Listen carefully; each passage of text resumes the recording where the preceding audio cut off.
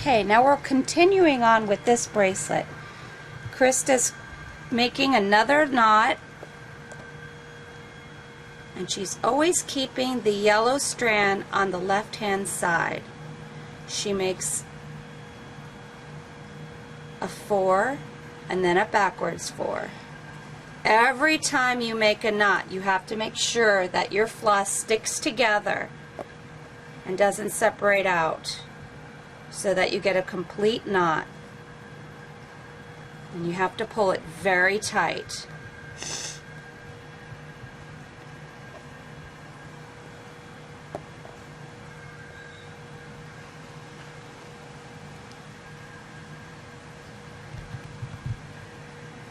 You having fun? Okay, this is going to take just a few more minutes. This is the simplest of our friendship bracelets. This is our typical knot. You're always going to use this type of knot in making our friendship bracelets.